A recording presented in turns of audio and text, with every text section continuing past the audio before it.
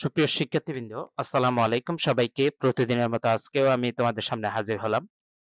আজকেও তোমাদের যাদের ম্যানেজমেন্ট অ্যাকাউন্টিং সাবজেক্টে আছে সেখান থেকে software absorption costing and variable costing অর্থাৎ পরিশোষণ ও পরিবর্তনশীল ব্যয়, এই সফটওয়্যারের একটি বেসিক ক্লাস এবং একটি সাজেশন নিয়ে হাজির হলাম। আজকের বেসিক ক্লাসটা মনোযোগ দিয়ে খেয়াল করলে ইনশাআল্লাহ যত কঠিন অঙ্কই আসুক এই সফটওয়্যার থেকে তোমরা করতে পারবা।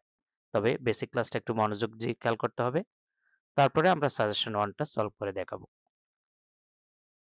এই চ্যাপ্টারটা যারা ম্যানেজমেন্ট অ্যাকাউন্টিং আছে অর্থাৎ বিবিএ থার্ড ইয়ারে এবং এমবিএ প্রিলিমিনারিতে আছে এই সাবজেক্টটা, আর যারা এমবিএ ফাইনালে অ্যাকাউন্টিং ডিপার্টমেন্টে আছে তাদের অ্যাডভান্স কস্ট অ্যাকাউন্টিং যে সাবজেক্ট আছে সেখানে কিন্তু এই চ্যাপ্টারটা আছে। তো উভয়ই মনোযোগ দিয়ে খেয়াল করবা। আমরা বেসিক ক্লাসে যাব, বেসিক ক্লাসটা আলোচনা করে সাজেশনটা দেখাবো। খেয়াল করি স্ক্রিনে আমি বেসিক ক্লাসটার অঙ্ক সমাধানের আগে অবশ্যই যে জিনিসগুলো জানতে হবে। প্রথমে আমরা সংজ্ঞাটা একটু জানবো যে ভেরিয়েবল কস্টিং বা ডিরেক্ট কস্টিং বলতে কি বোঝায়। এখানে খেয়াল করবা ভেরিয়েবল কস্টিং এবং ডিরেক্ট কস্টিং উভয়টার বাংলা হলো পরিবর্তনশীল ব্যয়। ওটাকে প্রত্যক্ষ ব্যয়ও বলা হয়।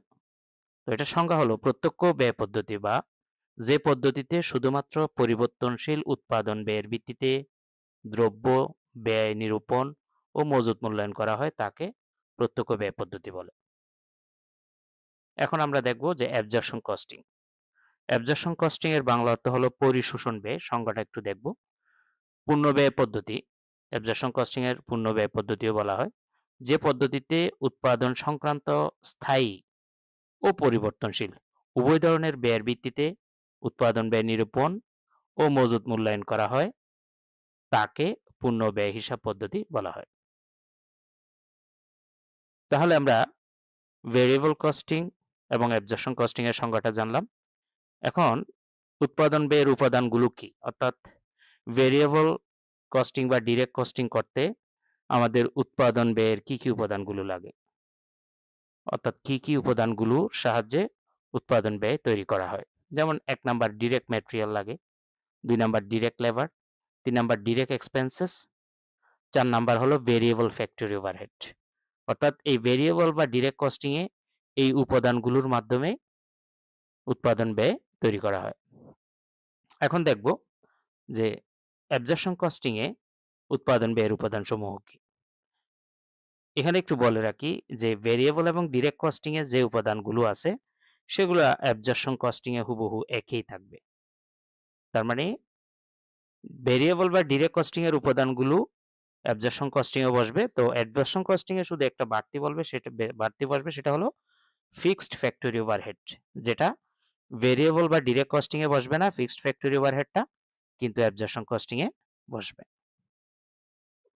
আমরা এরপরে দেখব যে অঙ্ক সমাধানের জন্য আমাদের যে চার্টগুলো ফলো করতে হয় ইনকাম স্টেটমেন্ট তৈরির জন্য এই ২ টা পদ্ধতিতে সেটা একটু দেখব। এ নাম্বারে income statement under variable costing approach. অর্থাৎ ভেরিয়েবল কস্টিং পদ্ধতিতে আমরা যদি ইনকাম স্টেটমেন্ট করি কিভাবে করব? প্রথমে আমরা একটা কোম্পানির নাম যেটা প্রশ্নে দেয়া থাকবে ডট কোম্পানি লিখব। Income statement under variable costing for the year ended যেভাবে তারিখ বা সাল দেয়া থাকবে সেটা লিখব। অ্যাকাউন্টস টাইটেল ২ টা টাকার গড়। সবার আগে সেলসটা লিখতে হবে। ইনকাম স্টেটমেন্টে সবার আগে সেলস লিখতে হয়। সেজন্য প্রশ্নে যে সেলস দেয়া থাকবে সেটা লিখব। সেলস থেকে আমরা ভেরিয়েবল কস্ট অফ গুডস সোল্ডটা মাইনাস করব। সেজন্য variable cost of goods sold আগে বের করে নিতে হবে। Variable cost of goods sold বের করার জন্য আমাকে সবার আগে বিগিনিং ইনভেন্টরিটা লিখতে হবে। প্রশ্নে থাকবে সেগুলো। তার সাথে এড করব variable cost of goods manufacture. Beginning inventory এবং variable cost of goods manufacture যোগ করার পরে যেটা আসবে সেটার নাম হবে variable cost of goods available for sale. সেখান থেকে আমরা এন্ডিং ইনভেন্টরিটা মাইনাস করে দিব। আমরা যেই মানটা পাবো সেটার নাম হবে variable cost of goods sold at standard. এখান থেকে এটার সাথে অর্থাৎ variable cost of goods sold এর সাথে এট স্ট্যান্ডার্ড এর সাথে আমরা এড করব আনফেভারেবল অথবা আন্ডার অ্যাপ্লাইড ভেরিয়েন্স। এই আনফেভারেবল এবং আন্ডার অ্যাপ্লাইড ভেরিয়েন্স কি সেটা আমরা একদম লাস্টে বেসিক ক্লাসের লাস্টে এইগুলা নিয়ে একটু আমি কিছু ডিটেইলস দিছি, আমরা সেখানে গিয়ে বুঝবো। আগে জাস্ট চার্টটা ফলো করি তারপর আমরা আনফেভারেবল বা আন্ডার অ্যাপ্লাইড ভেরিয়েন্স কি সেগুলো নিয়ে লাস্টের দিকে আমি কথা বলবো। তাহলে আমরা আনফেভারেবল বা আন্ডার অ্যাপ্লাইড থাকলে অ্যাড করব, কিন্তু লেস করব ফেভারেবল বা ওভার অ্যাপ্লাইড ভেরিয়েন্স থাকলে। করার পরে আমাদের যে মানটা বের হবে সেটার একটা নাম দিতে হবে variable cost of goods sold at actual. এই variable cost of goods sold at অ্যাকচুয়ালটা আমরা যখন সেলস থেকে মাইনাস করে দিব, আমরা যেটা পাবো সেটা হলো গ্রস কন্ট্রিবিউশন মার্জিন। আমি ৩ নাম্বার দিয়ে লিখছি, দেখো গ্রস কন্ট্রিবিউশন মার্জিন। এটা হলো ১ - ২, অর্থাৎ ১ নাম্বারে আমরা যেহেতু সেলস লিখছি, ২ নাম্বারে variable cost of goods sold লিখছি। তো ১ থেকে এই ২ মাইনাস করে দিলে, অর্থাৎ ১ থেকে ২ এর মানটা মাইনাস করে দিলে আমরা গ্রস কন্ট্রিবিউশন মার্জিন পাবো। এখন এই গ্রস কন্ট্রিবিউশন মার্জিন থেকে যখন আমরা ভেরিয়েবল কমার্শিয়াল এক্সপেন্সেস গুলো মাইনাস করব, থাকতে পারবে মানে প্রশ্নে যদি এরকম থাকে variable marketing expenses, variable selling expenses, variable commercial expense, তবে ভেরিয়েবল হতে হবে। যদি ভেরিয়েবল কমার্শিয়াল এক্সপেন্সেস থাকে সেটা মাইনাস করে দিলেই গ্রস কন্ট্রিবিউশন মার্জিন থেকে আমরা পাবো কন্ট্রিবিউশন মার্জিন। এই কন্ট্রিবিউশন মার্জিনের সাথে আমরা যত ধরনের ফিক্সড এক্সপেন্সেস থাকবে, সেটা হতে পারে ফ্যাক্টরির ফিক্সড এক্সপেন্সেস, হতে পারে কমার্শিয়ালের ফিক্সড এক্সপেন্সেস, থাকলে ওই অল ফিক্সড এক্সপেন্সেস গুলো যোগ করে তারপরে আমরা কন্ট্রিবিউশন মার্জিন থেকে বিয়োগ করে দিলে নেট অপারেটিং ইনকাম পেয়ে যাব। তাহলে আমরা income statement under variable costing সিস্টেমে দেখলাম। এটাতে যে দুইটা জিনিস আমরা একটু কম বুঝছি সেগুলো নিয়ে আমি লাস্টে নোট দিছি, সেগুলো খেয়াল করব। আনফেভারেবল বা আন্ডার অ্যাপ্লাইড কি, ফেভারেবল বা ওভার অ্যাপ্লাইড কি। এখন আমরা পেজ 2 থেকে 3 তে যাব। 3 তে আসলাম। পেজ 3 তে আমরা একটা ইনকাম স্টেটমেন্ট দেখব আন্ডার অ্যাবজর্পশন কস্টিং অ্যাপ্রোচে। তো প্রথমে কোম্পানি যেটা নাম থাকবে সেটা লিখবা, ডট ডট কোম্পানি দিলাম আমি। Income statement under absorption costing for the period in date, যেরকম সাল বা মাস থাকে ডট ডটের জায়গায় বসাবা। অ্যাকাউন্টস টাইটেল দুইটা টাকার ঘর হবে। প্রথমে ইনকাম স্টেটমেন্টটা আমরা সবাই জানি সেলসটা লিখতে হবে, এটা প্রশ্নে দেওয়া থাকবে, আমরা প্রশ্ন থেকে দেখে সেলস রেভিনিউ লিখে দিলাম। সেলস থেকে আমরা cost of goods sold at actual পর্যন্ত বের করে তারপর মাইনাস করব। এখন আমরা cost of goods sold at actual পর্যন্ত কিভাবে পাবো? কস্ট অফ গুডস সোল্ডটা বের করতে হলে প্রথমে বিগিনিং ইনভেন্টরিটা লিখতে হবে, তার সাথে অ্যাড করতে হবে কস্ট অফ গুডস ম্যানুফ্যাকচার।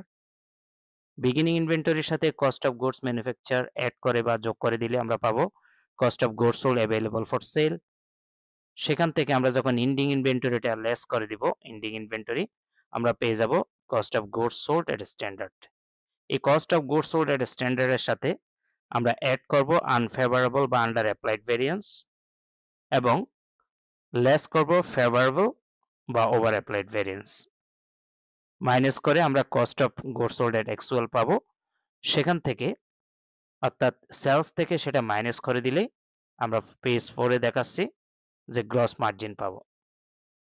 এই গ্রস মার্জিন থেকে লেস করব পিরিয়ডিক কস্ট। পিরিয়ডিক কস্ট বলতে আমরা কি বুঝি?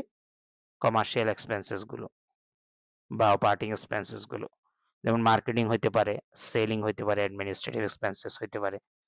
এই পিরিয়ডিক কস্ট গুলার ফিক্সড হোক ভেরিয়েবল হোক সবগুলোই গ্রস মার্জিন থেকে মাইনাস করে আমরা নেট অপারেটিং ইনকাম পাবো। তাহলে দুইটা ইনকাম স্টেটমেন্ট আমরা কিভাবে তৈরি করব সেটা দেখলাম। এরপরে রিকনসিলিয়েশন স্টেটমেন্ট। এই রিকনসিলিয়েশন স্টেটমেন্টটা কেন করি? যে আমাদের দুই ধরনের নেট ইনকাম বের হয়। একটা হলো অ্যাবজর্পশন কস্টিং এর সিস্টেমে, আর একটা হলো ভেরিয়েবল কস্টিং সিস্টেমে। এই দুই ধরনের নেট ইনকামের পার্থক্যের কারণ দেখানোর জন্য আমরা আসলে এটা করি। তো সেটার নিয়ম হলো প্রথমে আমরা অপারেটিং ইনকামে আন্ডার অ্যাবজর্পশন কস্টিং সিস্টেমে লিখব, তারপরে অপারেটিং ইনকাম আন্ডার ডিরেক্ট বা ভেরিয়েবল কস্টিং সিস্টেমে লিখব। লিখার পরে আমাদের এই যে অ্যাবজর্পশন কস্টিং থেকে ভেরিয়েবল কস্টিং এর বিয়োগ করে একটা পার্থক্য বের হবে, সেটাই হবে ডিফারেন্স টু বি এক্সপ্লেইন। এই ডিফারেন্সটা মূলত হয় যে মজুদ পণ্য আমরা যে মূল্যায়ন করছি এন্ডিং ইনভেন্টরি এবং অ্যাবজর্পশন কস্টিং এ এবং ভেরিয়েবল কস্টিং এ, সেই মজুদ পণ্য মূল্যায়নের সময় আমরা মজুদ পণ্যের দাম দুই ধরনের হয়েছিল। ভেরিয়েবল কস্টিং এ এক ধরনের ইনভেন্টরির ভ্যালু আসছিল, আর অ্যাবজর্পশন কস্টিং এ আরেক ধরনের আসছিল। সেজন্য আসলে ডিফারেন্সটা হয়। তো এটা আমরা চেঞ্জিং ইনভেন্টরি ভ্যালু দিয়ে সূত্র দিয়ে আমরা এটা মিলাবো। সূত্রটা হলো যে এন্ডিং ইনভেন্টরি থেকে বিগিনিং ইনভেন্টরি মাইনাস করতে হবে। তো এই এন্ডিং ইনভেন্টরি, বিগিনিং ইনভেন্টরির মাইনাস বের করার সময়ও উপরে যেটাতে যেমন অ্যাবজর্পশন কস্টিং লিখছি নেট অপারেটিং ইনকামের, এটাতেও ইন অ্যাবজর্পশন কস্টিং এ এন্ডিং ইনভেন্টরির ভ্যালু থেকে বিগিনিং ইনভেন্টরির ভ্যালুটা মাইনাস করে আমরা লিখব। তারপরে আবার ভেরিয়েবল কস্টিং সিস্টেমে এন্ডিং ইনভেন্টরির ভ্যালু থেকে বিগিনিং ইনভেন্টরির ভ্যালু মাইনাস করে মানটা লিখব। এখন এই অ্যাবজর্পশন কস্টিং এর যে ইনভেন্টরির ভ্যালুর চেঞ্জ আসছে সেটার থেকে ভেরিয়েবল কস্টিং এর ইনভেন্টরি ভ্যালুর চেঞ্জের যে ডিফারেন্স হবে সেটা হুবহু এই যে আমরা অপারেটিং ইনকামের যে ডিফারেন্স হয়েছে সেটার সাথে মিলে যাবে। যদি মিলে যায় মনে করবা যে অঙ্কটা হয়েছে, আর যদি না মিলে তাহলে কিন্তু অঙ্কটা কোথাও না কোথাও ভুল হয়েছে। রিকনসিলিয়েশন স্টেটমেন্ট করলাম। এখন আমরা পরের পেজে যাব। পরের পেজে আমাদের যে জিনিসগুলো অবশ্যই জেনে রাখা ভালো এবং যেগুলা তোমাকে অঙ্কের সমস্যায় ফেলবে সেগুলো নিয়ে একটু কথা বলবো। অঙ্ক সমাধানের সহজ টিপস। টিপস নাম্বার 1, প্রশ্নে যদি নরমাল প্রোডাকশন ইউনিট দেয়া না থাকে তখন ফিক্সড ফ্যাক্টরি ওভারহেডকে বাজেটেড প্রোডাকশন ইউনিট দিয়ে ভাগ করে কস্ট পার ইউনিট বের করতে হবে। পক্ষান্তরে বাজেটেড প্রোডাকশন ইউনিটও যদি দেয়া না থাকে সেক্ষেত্রে প্রশ্নে অ্যাকচুয়াল প্রোডাকশন ইউনিট দেয়া থাকবে। তো অ্যাকচুয়াল প্রোডাকশন ইউনিট দিয়ে ভাগ করে কস্ট পার ইউনিট বের করতে হবে। অর্থাৎ ফিক্সড ফ্যাক্টরি ওভারহেড রেটটাকে হয় নরমাল প্রোডাকশন ইউনিট দেয়া থাকবে এটা দিয়ে ভাগ করব। যদি নরমাল প্রোডাকশন দেয়া না থাকে বাজেটেড প্রোডাকশন দিয়ে ভাগ করব। আর যদি বাজেটেড প্রোডাকশনও দেয়া না থাকে সেক্ষেত্রে অ্যাকচুয়াল প্রোডাকশন ইউনিট দিয়ে ফিক্সড ফ্যাক্টরি ওভারহেডকে ভাগ করে আমরা কস্ট পার ইউনিটটা বের করে নিব। Tips number 2, budgeted production 50,000 unit অথবা বাজেটেড প্রোডাকশন থেকে অ্যাকচুয়াল প্রোডাকশন যদি কম হয়, ধরো বাজেটেড প্রোডাকশন আছে 50,000, অ্যাকচুয়াল প্রোডাকশন ইউনিট আছে 40,000, তাহলে আমাদের এখানে অ্যাকচুয়াল প্রোডাকশন কম, সেজন্য বলছি যে বাজেটেড প্রোডাকশন থেকে যদি অ্যাকচুয়াল প্রোডাকশন ইউনিট কম হয় fixed factory overhead under applied হবে এবং সেই আন্ডার অ্যাপ্লাইড এর টাকাকে absorption costing A cost of goods sold এর সাথে যোগ করতে হবে, কিন্তু ভেরিয়েবল কস্টিং এ যোগ হবে না বা ভেরিয়েবল কস্টিং এর কোনো পরিবর্তন হবে না। আবার একটু খেয়াল করো, বাজেটেড প্রোডাকশন 50,000 ইউনিট থেকে অ্যাকচুয়াল প্রোডাকশন ইউনিট 40,000, এটার মানে হলো মনে করো বাজেটেড প্রোডাকশন ইউনিট আছে 50,000, অ্যাকচুয়াল প্রোডাকশন ইউনিট আছে 40,000, তার মানে বাজেটেড প্রোডাকশন থেকে অ্যাকচুয়াল প্রোডাকশন কম। যদি কম হয় fixed factory overhead under applied হবে, অ্যাকচুয়াল কম হলে আন্ডার অ্যাপ্লাইড হবে। সেই আন্ডার অ্যাপ্লাইডের টাকাকে ইউনিট থেকে সেটাকে টাকা রূপান্তর করে সেই টাকাকে absorption costing A cost of goods sold এর সাথে যোগ করতে হবে। যেহেতু আন্ডার অ্যাপ্লাইড হয়েছে, অবমূল্যায়ন বা কম মূল্যায়ন হয়েছে সেজন্য যোগ করতে হবে, কিন্তু ভেরিয়েবল কস্টিং এ যোগ হবে না। অ্যাবজর্পশন কস্টিং এ যোগ হবে, ভেরিয়েবল কস্টিং এ যোগ হবে না। টিপস নাম্বার 3 তে এটার বিপরীত দেখাবো, অর্থাৎ বাজেটেড প্রোডাকশন যদি কম হয় অ্যাকচুয়াল প্রোডাকশন যদি বেশি হয়, আমরা যদি টিপস নাম্বার 4 এ দেখি, খেয়াল করো টিপস নাম্বার 3 তে বাজেটেড প্রোডাকশন থেকে অ্যাকচুয়াল প্রোডাকশন বেশি হলে, অর্থাৎ বাজেটেড প্রোডাকশনটা কম অ্যাকচুয়ালটা বেশি হলে, মনে করো budgeted production 50,000, actual production budgeted production হলো 40,000, অ্যাকচুয়াল প্রোডাকশন 50,000 বেশি হলে, তাইলে বাজেটেড প্রোডাকশন থেকে অ্যাকচুয়াল প্রোডাকশন বেশি হলে fixed factory overhead over applied হবে। যদি অ্যাকচুয়াল প্রোডাকশন কম হয় আন্ডার অ্যাপ্লাইড হবে, অ্যাকচুয়াল প্রোডাকশন বেশি হলে সহজ কথায় ওভার অ্যাপ্লাইড হবে এবং সেই ওভার অ্যাপ্লাইডের টাকাকে absorption costing A cost of goods sold থেকে বিয়োগ করতে হবে। অ্যাবজর্পশন কস্টিং এ কিন্তু ভেরিয়েবল কস্টিং এ প্রয়োগ হবে না, অর্থাৎ ভেরিয়েবল কস্টিং এটা অপরিবর্তিত থাকবে। টিপস নাম্বার 4, প্রশ্নে আনফেভারেবল ভেরিয়েবল কস্ট ভেরিয়েন্স দেয়া থাকলে আনফেভারেবল ভেরিয়েবল কস্ট ভেরিয়েন্স খেয়াল করবা দেয়া থাকলে অ্যাবজর্পশন কস্টিং এসসি মানে অ্যাবজর্পশন কস্টিং এবং ডিসি মানে ডিরেক্ট কস্টিং বা ভেরিয়েবল কস্টিং উভয় ক্ষেত্রে কস্ট অফ গুডস সোল্ড এর সাথে যোগ হবে যদি আনফেভারেবল থাকে। তারপরে টিপস নাম্বার 5, পক্ষান্তরে ফেভারেবল ভেরিয়েবল কস্ট ভেরিয়েন্স যদি প্রশ্নে দেয়া থাকে অ্যাবজর্পশন কস্টিং এবং ডিরেক্ট কস্টিং উভয় ক্ষেত্রে কস্ট অফ গুডস সোল্ড থেকে বিয়োগ হবে। অর্থাৎ ফেভারেবল থাকলে বিয়োগ হবে, আনফেভারেবল থাকলে যোগ হবে। এই হলো আমাদের বেসিক ক্লাস। এই বেসিক ক্লাসের আলোকে আমরা একটা সাজেশন সলভ করাবো। একটু মনোযোগ দিয়ে খেয়াল করবা সবাই বেসিক ক্লাসটা। সাজেশনটাতে আছি আমি। সাজেশন 1 এটা ছোট একটা অঙ্ক, বি পার্টের year question. NU BBA honours third year management ডিপার্টমেন্টে 2018 সালে আসা একটা প্রশ্ন। CDC limited produces a single product data for last year's operation are as follows. CDC limited নামে একটি প্রতিষ্ঠান, তাদের উৎপাদন একক নিচে দেওয়া হয়েছে, উৎপাদনের তথ্যগুলো নিচে দেওয়া হয়েছে। ইউনিট প্রডিউস করছে 21,500, অর্থাৎ প্রোডাকশন ইউনিট হলো 21,500। Variable cost per unit colon দিয়ে ডিরেক্ট ম্যাটেরিয়ালের আছে 5 টাকা, ডিরেক্ট লেবারের আছে 8 টাকা, ভেরিয়েবল ম্যানুফ্যাকচারিং ওভারহেড 2 টাকা, variable selling and administrative overhead 1 টাকা, টোটাল 16 টাকা। তারপরে নিচে দিয়েছে ফিক্সড কস্ট দিয়ে fixed manufacturing overhead ৮৬,০০০, fixed selling and administrative overhead ৪০,০০০, total fixed cost ১,২৬,০০০। এই তথ্যগুলো থেকে করতে বলছে কি দেখো, রিকোয়ারমেন্ট এতে বলছে compute the unit product cost under variable costing.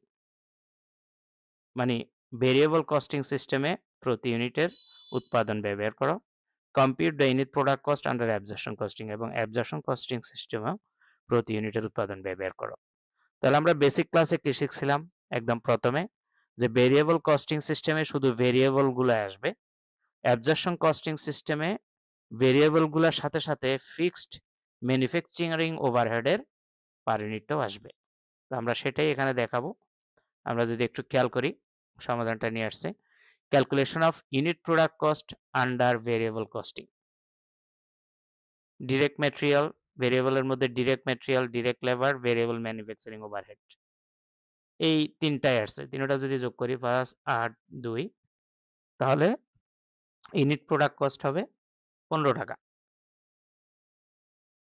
Requirement B তে অ্যাবজর্পশন কস্টিং এ আমরা ক্যালকুলেশন করব ইউনিট প্রোডাক্ট কস্ট। সেই হিসাবে direct material, direct labour, variable manufacturing যেগুলো ভেরিয়েবল কস্টিং সিস্টেমে আসছিল সেগুলো হুবহু এখানেও আসবে। ভেরিয়েবল অ্যাবজর্পশন কস্টিং সিস্টেমে একটা যেটা বাড়তি আসবে সেটা হলো আমাদের যে ফিক্সড ম্যানুফ্যাকচারিং ওভারহেড আছে সেটার অংশটাও আসবে। ফিক্সড ম্যানুফ্যাকচারিং ওভারহেড আছে, পার ইউনিটে দেয়া নাই। এগুলো যেমন পার ইউনিটে দেয়া আছে, সেগুলো ফিক্সড ম্যানুফ্যাকচারিং ওভারহেড মোট টাকাটা দেয়া আছে ৮৬,০০০। এই ৮৬,০০০ টাকাকে তাদের প্রোডাকশন ইউনিট ২১,৫০০ দিয়ে যদি ভাগ করি, ফিক্সড ম্যানুফ্যাকচারিং ওভারহেডের পার ইউনিটের পরিমাণটা আমরা রেটটা পেয়ে যাব ৪ টাকা। আমরা যদি পূর্বের স্লাইডে দেখি, খেয়াল করি একটু। পূর্বের স্লাইডটাতে একটু আমরা আসতেছি। দেখো, এই যে ফিক্সড ম্যানুফ্যাকচারিং ওভারহেড ৮৬,০০০ আছে। তাহলে ফিক্সড এর পার ইউনিট লাগবে আমার। যেহেতু পার ইউনিট বের করতে বলছে। Compute the unit product cost. তো ফিক্সড ম্যানুফ্যাকচারিং ওভারহেড ৮৬,০০০ টাকা হলো, এই ইউনিট প্রোডিউসড ২১,৫০০, অর্থাৎ ২১,৫০০ টাকা উৎপাদনের জন্য ৮৬,০০০ টাকা খরচ হইছে। তাইলে ২১,৫০০ একক উৎপাদনের জন্য ৮৬,০০০ হলে ১ ইউনিটের জন্য কত? সেটা বের করতে হলে ৮৬,০০০ কে ২১,৫০০ দিয়ে ভাগ করে আমরা প্রতি ইউনিটের ফিক্সড ম্যানুফ্যাকচারিং ওভারহেডের টাকাটা পাইছি ৪ টাকা। এভাবে যোগ করে দিলে আমরা ১৯ টাকা, অর্থাৎ ভেরিয়েবল কস্টিং এ ফিক্সড আসবে না, কিন্তু অ্যাবজর্পশন কস্টিং এ ভেরিয়েবল গুলোর সাথে সাথে ফিক্সড গুলোও আসবে। তো আজকের ক্লাসটা এখানে শেষ করব। সবার জন্য শুভকামনা রইল। আসসালামু আলাইকুম ওয়া রাহমাতুল্লাহি ওয়া বারাকাতুহু।